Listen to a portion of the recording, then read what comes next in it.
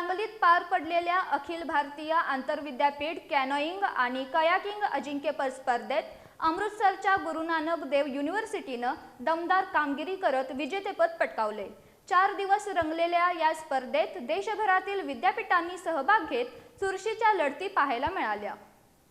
सांगलीतील रॉयल कृष्णा बोट क्लब इथं शिवाजी युनिव्हर्सिटी आणि भारतीय विद्यापीठांची संघटना यांच्या संयुक्त विद्यमानं आयोजित अखिल भारतीय आंतरविद्यापीठ कॅनोईंग आणि कयाकिंग स्पर्धा उत्साहात पार पडल्या। या स्पर्धेत अमृतसरच्या गुरु नानक देव युनिव्हर्सिटीनं सुरुवातीपासून वर्चस्व राखत 11 सुवर्ण आणि 8 रौप्य अशा एकूण 19 पदकांसह अजिंक्यपद पटकावलं।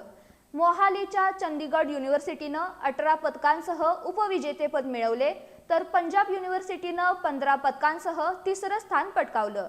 दरम्यान शिवाजी युनिव्हर्सिटीच्या खेळाडूंनी अखेरच्या दिवशी दमदार पुनरागमन करत 200 मीटर शर्यतीत 2 पदके जिंकली। पुरुषांच्या K4 प्रकारात रौप्य तर महिलांच्या C2 प्रकारात कांस्य पदक मिळवत आपली छाप पाडली। या स्पर्धेत Savitribai Phule Pune university, lovely professional university यांसारख्या विद्यापीठांनीही उल्लेखनीय कामगिरी केली। पारितोषिक वितरण सोहळ्याला खासदार विशाल पाटील यांची प्रमुख उपस्थिती होती। त्यांनी महाराष्ट्रात प्रथमच अशा स्पर्धांचे आयोजन झाल्याबद्दल समाधान व्यक्त करत या जलक्रीडा प्रकाराला राज्यभरात मोठी चालना मिळेल असा विश्वास व्यक्त केला। सांगलीकर क्रीडाप्रेमींच्या उत्स्फूर्त प्रतिसादामुळे ही स्पर्धा यशस्वी ठरली असून भविष्यातील खेळाडूंना नवी दिशा मिळाल्याचंही अधोरेखित झाले।